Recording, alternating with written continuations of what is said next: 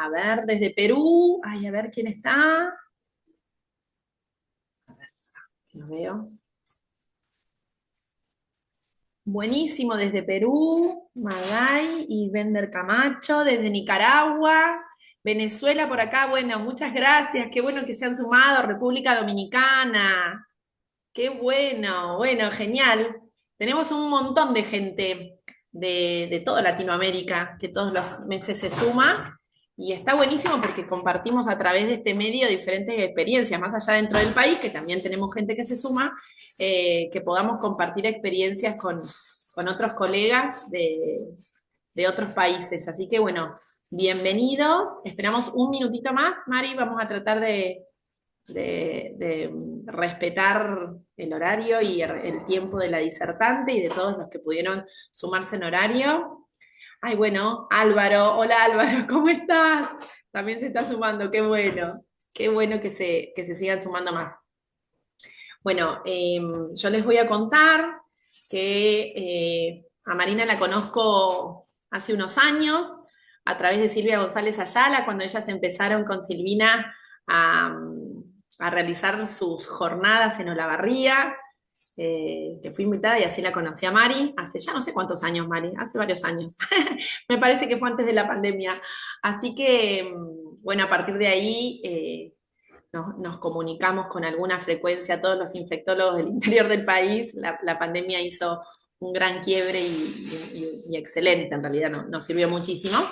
Y bueno, ella es médica infectóloga del hospital de Olavarría, doctor Cura, del Instituto de Investigaciones de Ciencias de la Salud de la Universidad Nacional del Centro de la provincia de Buenos Aires, y también pertenece a la Sociedad Argentina de Infectología como secretaria de la Comisión de Hepatitis.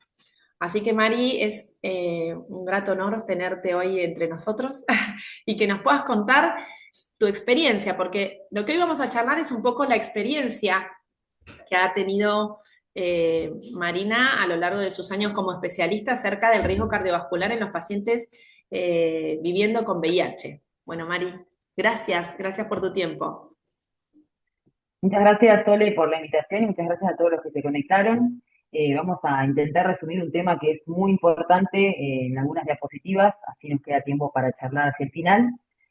Sabemos que gracias al creciente acceso y la efectividad que tiene el tratamiento antirretroviral, las personas que conviven con VIH tienen una expectativa de vida muy similar a la población que no tiene VIH y eso se ha logrado gracias a un tratamiento muy efectivo. Si bien seguimos teniendo nuevas infecciones, las muertes por VIH están en franca reducción y sabemos que nuestros pacientes van a llegar a la tercera edad, afortunadamente, y si bien eso es una alegría para nosotros, también tiene sus desafíos. La mortalidad en personas viviendo con VIH y la morbimortalidad, el compromiso de los últimos años de su vida, ya no está más relacionado tanto con la inmunosupresión, como pueden ver en el primer gráfico, en el año 96 a 99, la mayor mortalidad estaba asociada a infecciones oportunistas, y eso a lo largo de los años ha ido en descenso, pero si ven en la barra verde y en la barra gris, estamos teniendo mucho compromiso a través de la enfermedad cardiovascular y de enfermedades oncológicas. Así que está cambiando la epidemiología de las personas con VIH y el sistema de salud tiene que ajustarse a eso. Dentro de las enfermedades que más vamos a ver que afectan los últimos años de vida y que generan mayor mortalidad, tenemos la enfermedad aterosclerótica cardiovascular. En este metaanálisis que incluyó casi 800.000 pacientes de distintas publicaciones a nivel mundial, lo que se vio es que hay un franco aumento del riesgo cardiovascular en las personas con VIH y este riesgo es de 2 veces mayor con población VIH negativa con iguales características. Así que estamos verdaderamente ante un desafío para los médicos que trabajamos todos los días. Este mayor riesgo de enfermedad cardiovascular no es solo aterosclerótica, como podemos ver, mayor riesgo de enfermedad coronaria, mayor riesgo de accidente cerebrovascular, sino que también tenemos mayores tasas de falla cardíaca, de arritmias y de muerte súbita. Así que es un abanico complejo de patologías que tenemos que ir empezando a familiarizarnos para poder hacer un manejo adecuado. El riesgo cardiovascular en las personas con VIH, ya dijimos que es 2 veces mayor, y está causado por una compleja interacción de distintos factores. Por un lado, la mayor prevalencia de factores de riesgo cardiovascular asociados a los estilos de vida. Vamos a ver que tenemos una alta prevalencia de dislipemia, de tabaquismo, de hipertensión arterial. A su vez, la infección crónica lo que va generando es un estado proinflamatorio. Esto genera activación endotelial y aumenta el riesgo de enfermedad aterosclerótica. Y a su vez el tratamiento antirretroviral, sobre todo los medicamentos de la primera etapa, los primeros antirretrovirales, generaban distintas alteraciones, dentro de ellos una alta tasa de dislipemia, mayor riesgo de diabetes, insulinoresistencia e incluso también de lipodistrofia. La interacción entre estos tres factores es lo que genera que haya un mayor riesgo de enfermedad cardiovascular, incluso en pacientes que tienen la infección controlada.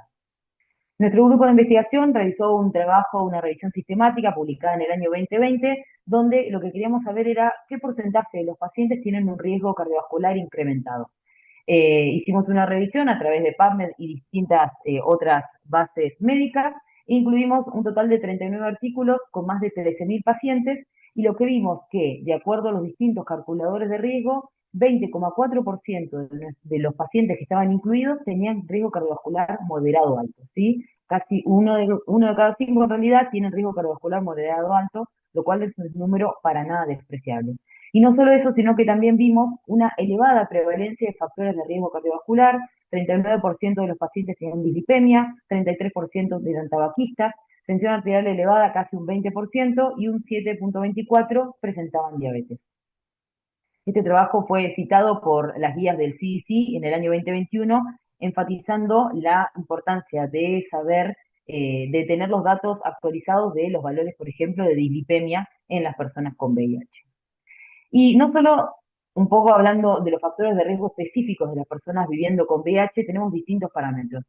La afectación virológica, tener menos de 200 CD4, es decir, la inmunosupresión, y la carga viral detectable en forma persistente, son dos marcadores que nos hablan no solo de riesgo de enfermedades marcadoras, sino que también elevan en forma muy importante el riesgo cardiovascular.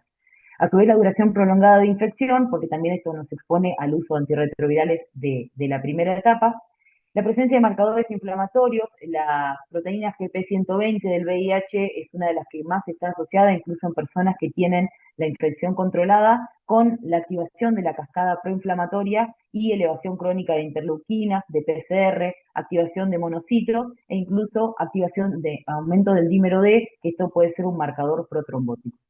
Y a su vez hay otras complicaciones relacionadas, como la historia de infecciones oportunistas o de tratamiento que haya tenido que recibir el paciente, la exposición acumulada, como decíamos recién, antirretrovirales de primera generación, el riesgo de inmunosenescencia prematura y ciertas coinfecciones, como por ejemplo la infección por virus de hepatitis C o la infección por citomegalovirus, han sido asociadas en distintas cortes con un mayor riesgo cardiovascular.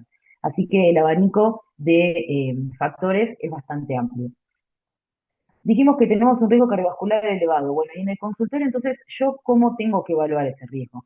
Bueno, disponemos afortunadamente de numerosas aplicaciones que nos permiten estimar el riesgo cardiovascular con ciertas variables sencillas, como por ejemplo la tensión arterial sistólica, el valor de colesterol, la edad del paciente, la presencia o no de diabetes o tabaquismo. Y en esa lista tenemos numerosos estudios realizados. Por ejemplo, tenemos el estudio de la función americana, el estudio de Framingham, el SCORE, que es europeo, el PROCAM también es europeo, el de la Organización Mundial de la Salud, que es un estudio multicéntrico, pero todos estos fueron desarrollados a partir de cohortes de personas VIH negativas. Por lo cual, la aplicación en personas con VIH podría no ser la ideal. Y tenemos disponibles los calculadores DAD, que fueron específicamente desarrollados en una cohorte multicéntrica de personas viviendo con VIH, inclusive hubo pacientes de Argentina. Tenemos el score completo, que es el que incluye ciertas variables, como por ejemplo el uso de inhibidores de proteasa o de abacavir, y el reducido, que elimina estos factores como factores de riesgo, porque se creía que generaban un riesgo que excedía el riesgo real. Sin embargo, como estamos diciendo, no sabemos en Argentina exactamente cómo se aplican estos calculadores de riesgo y específicamente cómo se aplican en personas viviendo con VIH. Por lo cual, desarrollamos un trabajo de investigación situado en la ciudad de La Barría. Incluimos 86 adultos con VIH del año 2018 al 2020 y tomamos en cuenta tanto la historia de infección por VIH, sus antecedentes de salud, sus hábitos y estilos de vida. la mitad eran hombres, la edad media era 43 años, y casi un 90% de estas personas estaban en tratamiento antirretroviral. ¿Qué es lo que encontramos? Bueno, una elevada prevalencia de factores de riesgo cardiovascular. 7% tenían diabetes, 38% eran tabaquistas, 27% eran hipertensos y 72% tenían algún grado de dislipemia, ¿sí? Entonces, estos datos que estamos viendo en otros trabajos se pueden replicar lamentablemente en nuestra población. Y cuando calculamos, utilizamos 19 calculadores de riesgo diferentes, pueden ver ahí los DAD que son los desarrollados para población HIV, pero después utilizamos los Framingham, el PROCAM, el SCORE, el ASIGN, de la Organización Mundial de la Salud, bueno, 19 calculadores diferentes para ver si alguno tenía mejor capacidad predictiva. Y si ven, la barra que está más abajo es la barra la que es gris intermedio, son los pacientes que se catalogaron como bajo riesgo, la gris claro son los de moderado riesgo y la barra negra son los catalogados como alto riesgo. Si se fijan ahí, van a ver que la mayoría de los pacientes fueron catalogados de acuerdo a todos estos scores como de bajo riesgo. Sin embargo, estos pacientes encontramos que un 28% de ellos, es decir, casi uno de cada tres, tenían placa carotidia a pesar de ser catalogados como bajo riesgo. Entonces esto nos hablaba de una potencial subestimación del riesgo, ¿sí? Esta fue una publicación que hicimos con estos datos en el año 2020 e hicimos un desarrollo bastante amplio con un análisis de Blan y Allman y analizando sensibilidad y especificidad de cada uno de estos 19 calculadores. Y si bien vemos que el área bajo la curva es de 0,7 o mayor en la mayoría, excepto para PROCAM y para el score de la Organización Mundial de la Salud, también vemos que la sensibilidad y la especificidad no eran buenas. Y si vemos el punto sugerido acá, cuando vemos en la tabla el valor sugerido para considerar un paciente de alto riesgo, fíjense que la sensibilidad es muy, muy menor, alrededor del 20-30%, en algunos llega al 80%, y esto nos indica que si yo uso los puntos de corte que recomiendan cada uno de los calculadores, van a quedar muchos pacientes de alto riesgo que yo no voy a poder detectar. Así que verdaderamente nos indica que los calculadores de riesgo lamentablemente no funcionan en esta población. Quisimos profundizar un poco más e hicimos un estudio de análisis de onda de pulso con este equipo que ven acá que se llama Movidograph, que lo que es un equipo que se pone como un manguito, como si fuera un que voy a tomar la tensión arterial, y hace evaluación de la tensión arterial periférica y calibra la onda de pulso para lo que es la presión arterial central y otras variables que ahora les voy a contar.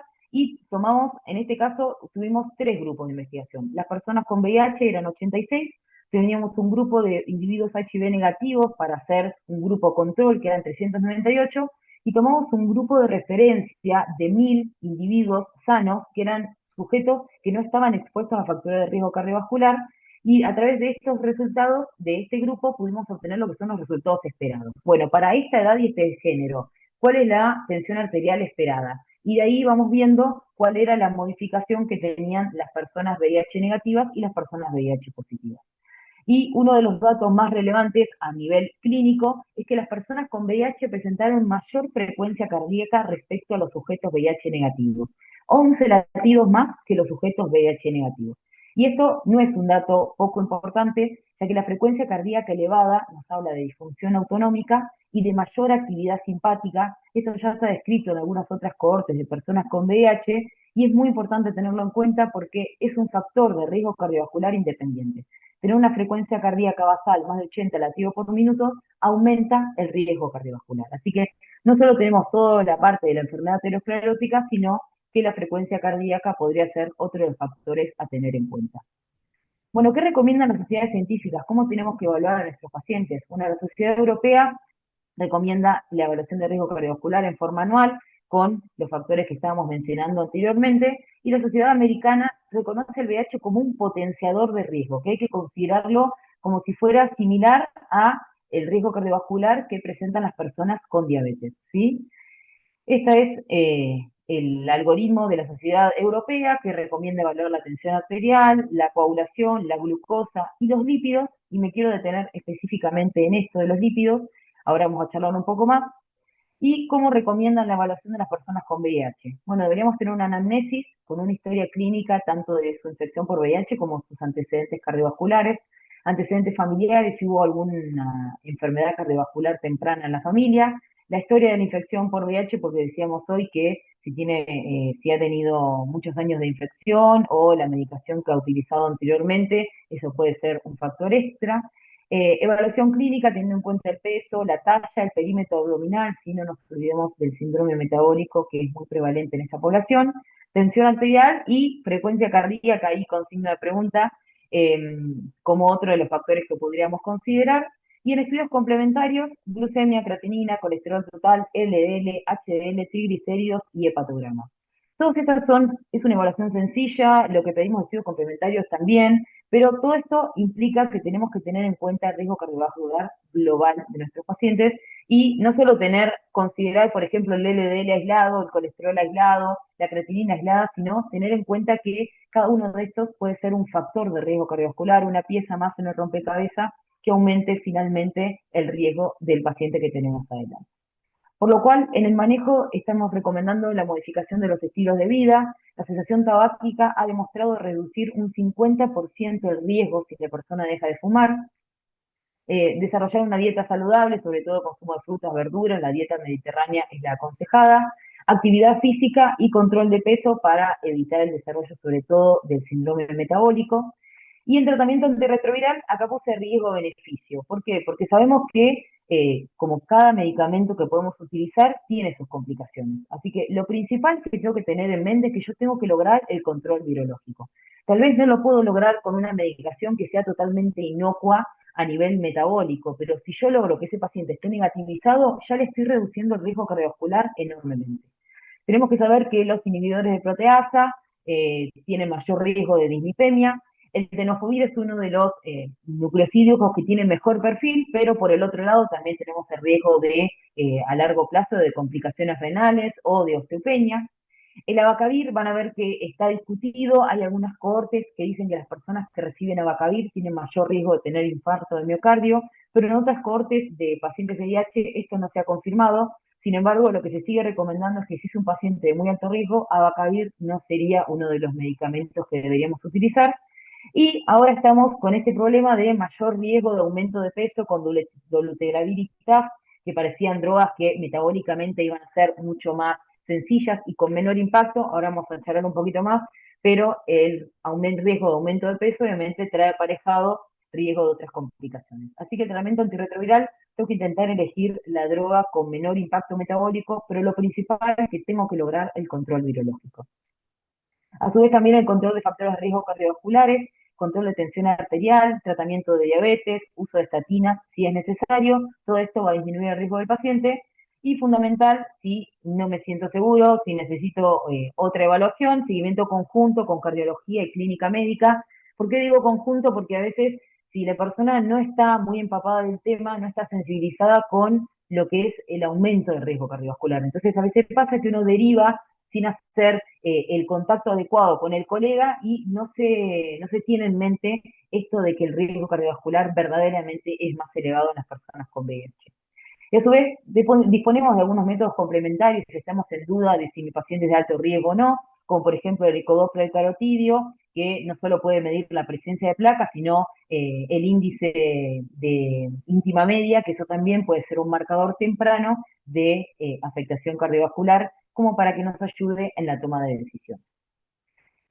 Ha salido recientemente, la Organización Europea ha modificado la guía, si ven la guía de la Organización Europea del año 2024, lo que van a ver es que teníamos un gráfico diferente, pero con los últimos resultados del estudio REPRIV, lo que se ha demostrado es que las personas con VIH tenemos que considerarlas casi en su totalidad, excepto aquellas de menos de 40 años y sin ningún factor de riesgo, como de riesgo moderado alto. Entonces, ya fíjense acá, van a ver cuáles son los parámetros que buscamos de LDL, ¿sí? El objetivo en personas de alto riesgo es de 70 miligramos por decilitro y en muy alto riesgo de 55 miligramos por decilitro. Eso es difícil de lograr en la práctica si no estoy utilizando estatinas. ¿Qué se recomienda entonces en esta nueva recomendación nuevamente de la Sociedad Europea? Bueno, ellos recomiendan estimar el riesgo cardiovascular a 10 años en las personas de más de 40 años y ellos recomiendan dos herramientas que son el SCORE-2 y el SCORE-2-OP, que esos son desarrollados específicamente en población europea, sin embargo, no han sido validados en personas con VIH, por lo cual nosotros le tenemos en condiciones de utilizar el score de riesgo que más familiarizados nos encontremos, porque como vimos en el trabajo que les presenté realizado en Olavarría, no hay ninguno que sobresalga en su capacidad predictiva. La estimación de riesgo cardiovascular, si es considerado de alto riesgo, está indicado el uso de atorvastatina o rosuvastatina, fíjense, a dosis elevadas. Si el riesgo, la estimación es moderada, se recomienda el uso de estatinas de intensidad moderada, por ejemplo, atorvastatina de 20 miligramos o rosuvastatina de 10 miligramos día. Y si la estimación de riesgo es bajo, ahí tenemos que charlarlo con el colega, con la persona que estamos evaluando, porque incluso a edades muy tempranas se asociaría con un menor riesgo cardiovascular a largo plazo el uso de estatinas, incluso en personas jóvenes. Pero aquellos, riesgo alto o moderado, indicación de estatinas en forma temprana. Un comentario sobre los inhibidores de integrasa y aumento de peso, lo que decíamos hoy, surgían como drogas que iban a tener una actividad metabólica mucho más reducida, parecían que no iban a afectar los lípidos, que no había riesgo de lipodistrofia, de insulinoresistencia. Sin embargo, lo que se está viendo con los últimos años es que están asociados a un aumento de peso, ¿sí? Como ejemplo, les cito este estudio, que es un estudio randomizado, realizado en personas en Sudáfrica, personas naíves, es decir, personas que no habían estado expuestas a tratamiento antirretroviral, eran 1.050 personas, y hizo una randomización a tres ramas. Una de las ramas era con tenofovir, con emtricitabina y efavirenz, la otra con tenofovir, emtricitabina y dolutegravir, y la otra rama con tenofovir, alafenamida, emtricitabina y dolutegravir. Y acá se puede ver claramente el riesgo de aumento de peso, ¿sí? Fíjense, con una P altamente significativa, en aquellos que recibieron tenofovir con emtricitabina y dolutegravir, ¿sí? En especial, sobre todo, en aquellos que tenían un índice de masa corporal bajo al momento del diagnóstico, en mujeres y cuando la carga viral era elevada, ¿sí? Y no solo eso, sino que está asociado con un aumento en el desarrollo del síndrome metabólico, ¿sí? Les recuerdo que el síndrome metabólico es la presencia de un aumento del perímetro abdominal, más dos de los factores que pueden ser aumento de triglicéridos, descenso de HDL, aumento de tensión arterial y aumento de la glucemia basal. Así que el uso de tenofovir, de la fenamida, sobre todo asociado con dolutegravir, ha demostrado no solo un aumento de peso, sino también un mayor riesgo de síndrome metabólico. Por lo cual, tenemos que tener en cuenta todos estos datos para seleccionar el tratamiento antirretroviral que vamos a utilizar en nuestros pacientes. Eso también se ha visto el aumento de peso con Victegravir, con el Vitegravir y con Raltegravir de la misma familia, pero no ha sido tan importante como el aumento de peso con dolutegravir y tenofovir alafenamida. No se sabe exactamente cuál es el mecanismo por el cual aumenta de peso. Se cree que uno de las causas podría ser la recuperación de la salud de esa persona y que eso genera una recuperación o sea, que lleva a la persona a tener el peso que debería haber tenido si no hubiera desarrollado la inmunosupresión, pero también están en cuestionamiento algunas cuestiones del metabolismo de las células de los adipocitos, así que por ahora lo que sabemos es que aumenta el peso, aumenta el riesgo de síndrome metabólico, pero estamos a la espera de próximos estudios para ver cómo se puede modificar esto y cuál es la fisiopatología exacta. Y estudio REPRIV, lo muy conocido, pero importante para tener en cuenta de por qué estamos recomendando el uso de estatinas. Este es un estudio randomizado, doble ciego, multicéntrico, con casi 7.800 personas con VIH, que fueron randomizadas, uno a rama placebo y el otro randomizado al uso de pitavastatina 4 miligramos por día. La edad media era 50 años y eran todos sujetos con riesgo cardiovascular bajo o moderado de acuerdo al calculador de la Sociedad Americana. Y fíjense en ambos gráficos cómo favorece claramente, hubo mucho menor riesgo de desarrollo de eventos cardiovasculares en el grupo que recibió la pitavastatina. O sea que incluso en sujetos de bajo riesgo, el uso de estatinas se está asociado a un menor riesgo cardiovascular. El riesgo relativo fue de 0,65, comparado con el grupo placebo. Y para tener en cuenta que siempre tenemos miedo con los efectos adversos de las estatinas, si bien son drogas baratas, son drogas muy estudiadas y son drogas muy seguras, hubo 2,3% de los sujetos en el grupo pitavastatina que desarrollaron mialgias y 1,4% en el grupo placebo, y también está el riesgo que algunos trabajos han indicado que algunas personas con estatinas, esto aumenta el uso de estatinas, aumenta el riesgo de desarrollo de diabetes. Sin embargo, cuando uno va a los trabajos, eran personas de muy alto riesgo de desarrollo de diabetes, así que no se sabe exactamente si es estrictamente relacionado con la droga o si es algo que se iba a desarrollar de todos modos, pero no hubo un aumento significativo en el desarrollo de diabetes en ambos grupos. Siempre que vamos a indicar cualquier medicación, tenemos la obligación de evaluar las interacciones medicamentosas. En este caso tenemos la de la Universidad de Liverpool para poder cruzar las drogas de HIV con cualquier comedicación para ver si tenemos alguna interacción, e incluso la página si hay alguna interacción, nos informa de la misma familia de drogas cuál podríamos utilizar sin que haya estas interacciones medicamentosas, así que muy recomendada para el uso diario. Y bueno, para cerrar, les quiero contar que desde el mes de septiembre del año pasado, y considerando todo esto del riesgo cardiovascular y de la necesidad de tener una evaluación integral, estamos desarrollando en el hospital un consultorio en conjunto con una médica clínica, que es la doctora Sofía Mazzolo, que está conectada. Hacemos el consultorio en simultáneo y es un consultorio que lo manejamos nosotros, citamos a todos aquellos pacientes que puedan tener más de 40 años o que tengan algún factor de riesgo cardiovascular. Y de esta manera hemos podido, bueno, diagnosticar tanto dislipemia como hipertensión, ajustar medicamentos, hemos hecho tratamientos incluso de trastornos del sueño o trastornos depresivos, así que mi recomendación siempre es que se encuentren y que busquen encontrarse con gente que los ayude a potenciar su trabajo, como tengo yo la suerte de haber encontrado a Sofía, y nada más por hoy. Muchas gracias. Bueno, Mari, muchísimas gracias por tu exposición. Fue clarísima. Y bueno, ¿alguien quiere hacer, pues si no yo arranco con las preguntas? ¿Alguien quiere hacer alguna pregunta, algún comentario a Marina? Levante la mano o puede bloquearse el micrófono y hacer la pregunta. Bueno, mientras se van animando, en un ratito se empiezan a animar. Dale. Mari, qué importante esto último que dijiste, porque un poco hablábamos antes de que se conecte el resto, que los infectólogos que trabajamos en el interior del país hacemos más una infectología general. Los pacientes VIH, de hecho, muchas veces no tienen ningún otro médico que los siga más que el médico infectólogo, no como los pacientes que no tienen la infección, que tienen su médico clínico, su cardiólogo y demás. Los pacientes que viven con VIH muchas veces únicamente los seguimos los médicos infectólogos.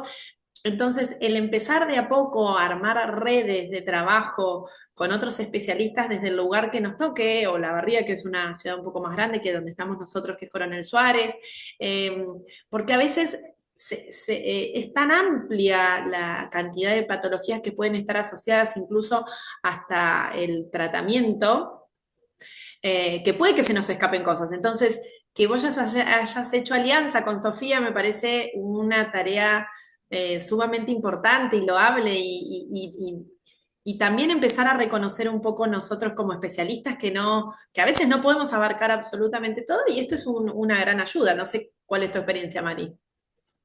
Es que el consultorio surge estrictamente así, o sea, ir viendo que las guías iban haciendo recomendaciones, ir viendo uno sus propias limitaciones y ser muy honesto con, sí, me parece que no sé indicar un antihipertensivo, me Claro. parece que en esto, sí, puedo saber de HIV, pero hay muchas otras cosas, y el virus ya no es más control de simplemente control metabólico, CD4 y carga viral. Hay toda una lista de todas otras complicaciones que estamos obligados a considerar. Así que el consultorio surge un poco por eso, ¿no? Por esa inseguridad de decir, bueno, necesito Otra tener mano, más ¿no? capacidad, Para el exactamente. bienestar del Incluso paciente. también los trabajos de investigación surgen como eso, como, bueno, y yo veo eso en los trabajos, en los congresos, ¿y qué está pasando acá? ¿Qué pasa con mis pacientes? ¿Qué es lo que está pasando? En el grupo de investigación, yo trabajo con un cardiólogo, que es el doctor Alejandro Díaz de Tandil, que es investigador de CONICET, y trabajo con el doctor Daniel Vía, que también es investigador, él es biólogo, especialista en todo lo que es evaluación arterial, que él vive en Uruguay, así que el grupo de investigación también es bien interdisciplinario.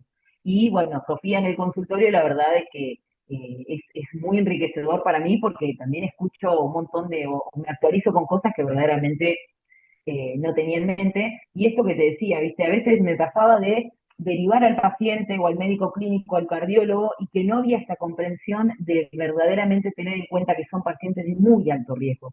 Entonces, a veces venía el paciente y me decía, no, no me indicaron nada porque me dijeron, entonces, bueno, la alianza con Sofía también surge un poco así, para que ella tenga conocimiento sobre el HIV y yo un poco más de Claro. conocimiento sobre Bueno, la parte porque de la clínica. misma forma que nosotros a veces no tenemos conocimiento con otras áreas, otros especialistas le dicen la palabra virus de inmunodeficiencia humana, VIH, y decís, ay, no tengo ni idea, no sé ni qué es el dolutegravir, no tengo idea de con ningún tratamiento. Entonces, para eso, empezar con estos trabajos interdisciplinarios me parece un laburo increíble, que por ahí, como a veces siempre destaco, en los lugares más grandes esto es habitual.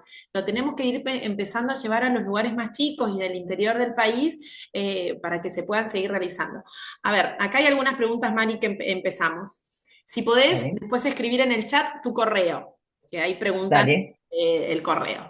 ¿Cuáles eran los criterios del síndrome metabólico? Vamos a empezar con primera pregunta. Bien, los criterios de síndrome metabólico era aumento del perímetro abdominal asociado a dos o más de los siguientes que podían ser aumento de tensión arterial, aumento de la glucemia en ayunas, descenso de HDL y aumento de los triglicéridos. Esos eran los criterios que se están manejando actualmente. Eh, estamos ¿Por qué era tan importante evaluar lo del aumento de peso y dolutegravir? Porque cuando surge el dolutegravir, que era metabólicamente una droga que no íbamos a tener complicaciones, porque verdaderamente no estaba asociado a lipodistrofia y demás, y surge el aumento de peso, y ahí empieza a aparecer, bueno, pero el aumento de peso puede traer aparejado el síndrome Claro. metabólico. Inicialmente se decía que era solamente aumento de peso sin repercusión cardiovascular, lo cual era un poco llamativo, ¿sí? Porque si había aumento de adiposidad, hay aumento del riesgo del desarrollo de insulinoresistencia. Bueno, finalmente con los últimos trabajos se ha demostrado que hay un riesgo incrementado. Bien, bueno, quedó clarísima esa respuesta. Esa es mi correo electrónico. Hay tu correo. En vista de que las tasas de infección por VIH están aumentando en población joven, ¿consideramos igualmente hacer el estudio de enfermedad cardiovascular en ellos? ¿O a partir de qué edad empezamos a preocuparnos? Sí, tenemos que hacerlo a partir de la edad adulta. La recomendación sería al menos una vez por año con el calculador de riesgo que yo me sienta más cómodo, y tener en cuenta estos factores extra, antecedentes familiares, la historia de la infección, si ha tenido en algún momento, por ejemplo, que ha usado muchos años de IP, si tiene lipodistrofia, si ha tenido en algún momento alguna coinfección que aumente el riesgo cardiovascular.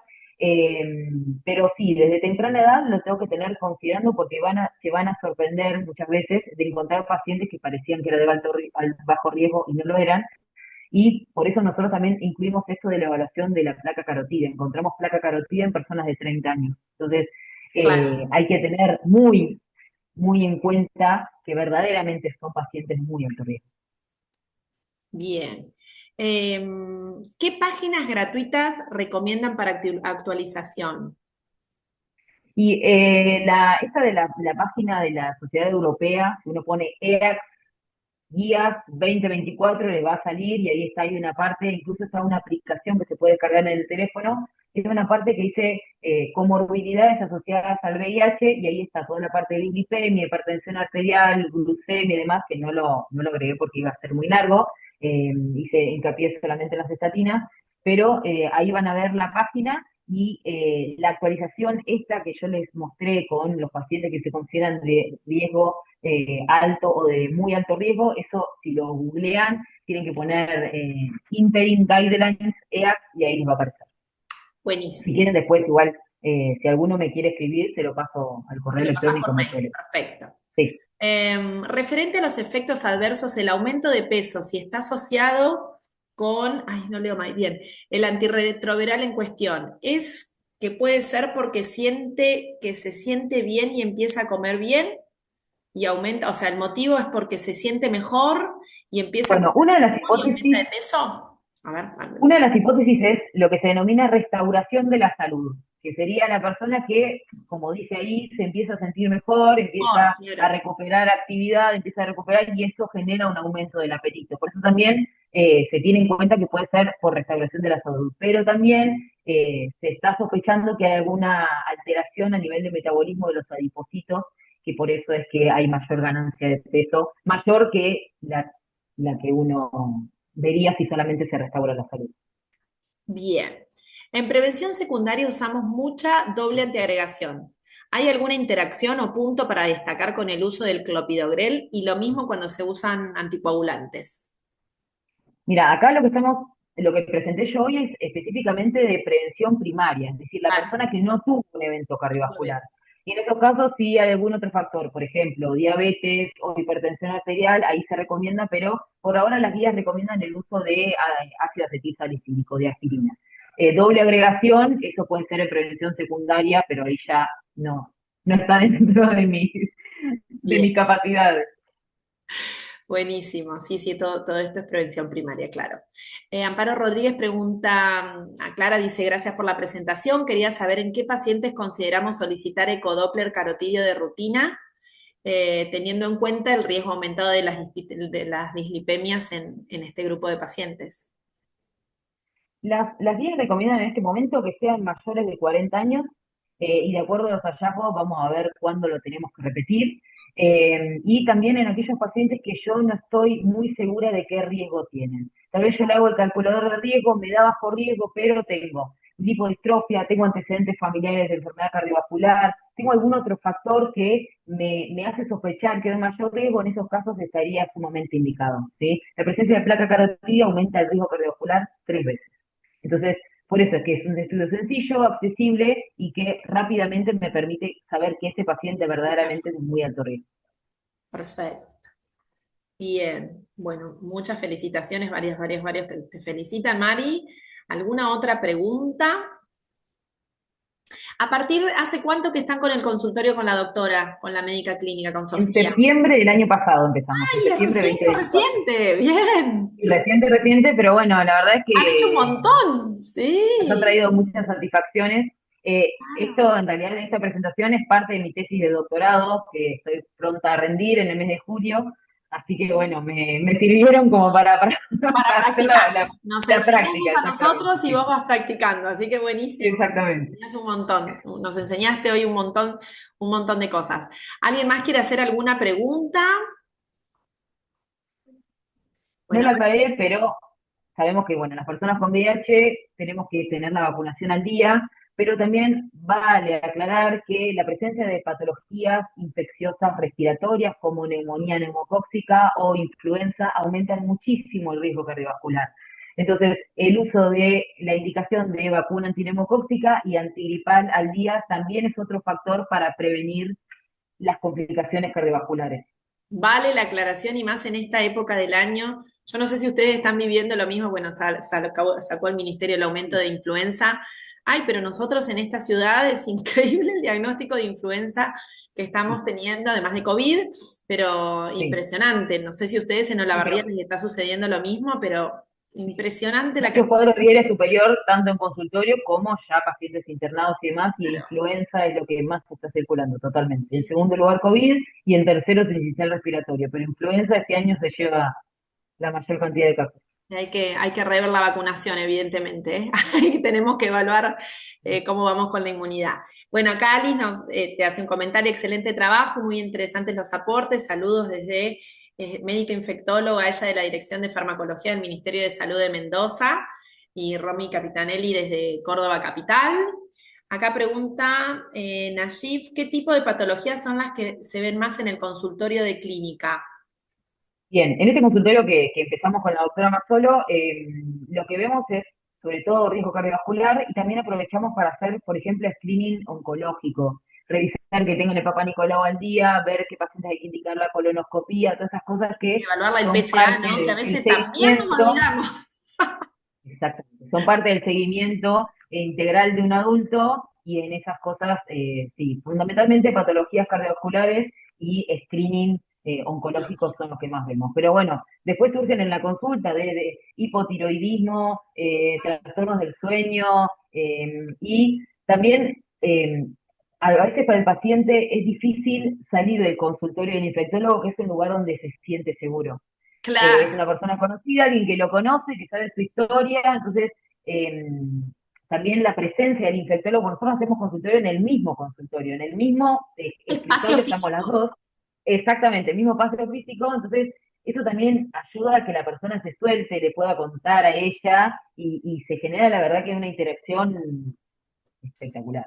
Sí, porque es verdad que lo que decís, lo que decís que llegamos a tener un vínculo con el paciente VIH que es increíble y cuesta que se suelten, que ellos incluso, Sí, aunque cuesta que también otros especialistas lo vean, pero que el paciente quiera consultar, parece que los conocemos únicamente los infectólogos, ¿no? Entonces abrir por la eso es puerta acá importante, viste, totalmente. es importante porque se puede hacer un trabajo interdisciplinario sumamente valioso para nosotros, pero fundamentalmente para el paciente, que es lo que acá importa, ¿no? Sí, por eso es importante conseguir un colega que uno, que genere esa comodidad, Claro, eh, claro. Sí, para que en la consulta surjan todas las cosas que tienen que surgir. sí, sí, ni hablar. Bueno, Mari, si no hay más preguntas, a ver, quiero mirar acá en el chat. No, no hay ninguna más. Te quiero agradecer por tu tiempo, por tu colaboración, porque siempre estás dispuesta, cada vez que hemos te he convocado, has hecho un gran sí a tu respuesta. Así que acá ponen, y la última es, ¿cuál es la Sí, relación con la carga viral? Es decir, ¿aumenta el riesgo en relación a la carga viral? exactamente. La pérdida de control virológico está asociado directamente con un mayor riesgo cardiovascular. En el trabajo donde había trabajos donde la gente suspendía un tiempo el antirretroviral y volvía a reiniciar, en esos trabajos Aumenta. se vio que el riesgo era mucho más alto en aquellos que tenían esos episodios de suspensión de medicación. Así que, si bien uno intenta siempre elegir el antirretroviral con menos impacto metabólico, lo más importante que uno tiene que llevar es que tiene que lograr el control virológico. Y eso va a hacer que ya esa simple acción va a disminuir muchísimo el riesgo. Bien, así que está absolutamente y estrechamente relacionada. ¿Eh? Bueno, Ali siempre nos tira buena onda desde Mendoza y gracias que sé que estaba con un problema familiar, igual se pudo sumar. Muchas gracias, ahí está Paz, qué genia, hola, no te había visto. Ahí la veo, ahí la veo. Que labura Eh, todavía más tarde. ¿Salimos tarde? Sí. Después que me frío con mierda. Alguien dice algo. Ok. Ah, no, no, no, vamos a silenciarlo.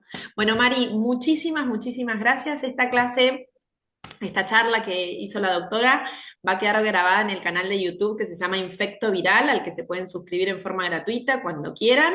Yo en un rato la bajo y ya la subo, como todas las de los últimos 2 años que fuimos grabando. Así que están todas ahí para cuando puedan y quieran volver a verlas. Así que, Mari, gracias por tu tiempo. Gracias por tu amabilidad y por ser tan clara en tu exposición. Así que nos estaremos viendo pronto. Muchas Bueno, gracias a todos los que gracias por la pudieron invitación y conectarse. por estar ahí. Bueno, gracias, nos vemos, que descansen. Adiós.